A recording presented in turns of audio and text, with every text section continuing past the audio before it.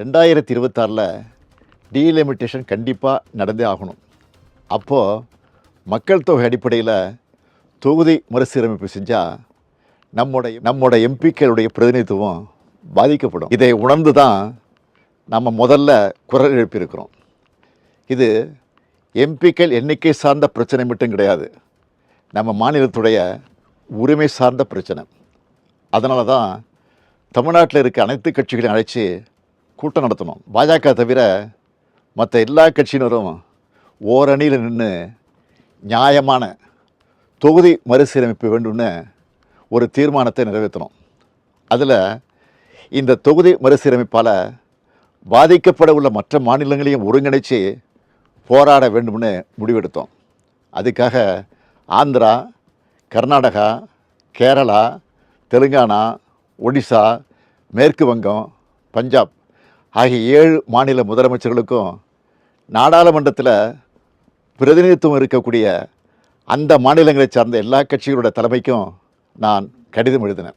அந்த கடிதங்களை ஒரு அமைச்சர் மற்றும் ஒரு எம்பி அடங்கிய குழு அவங்கள நேரில் சந்தித்து கொடுத்து விளக்கம் அளித்தாங்க.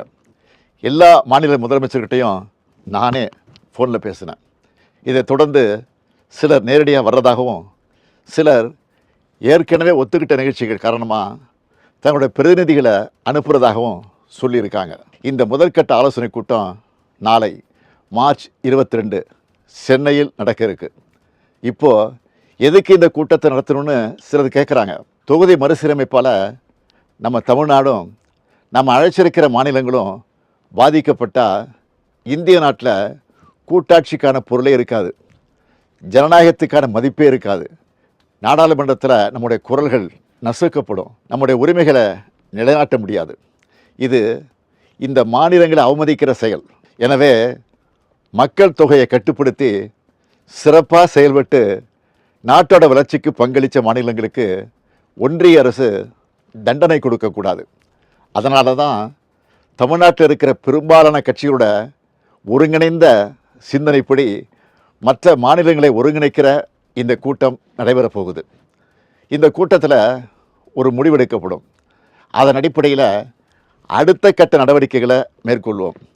நம்மளோட நியாயமான கோரிக்கைகள் நிச்சயம் வெற்றியடையும்.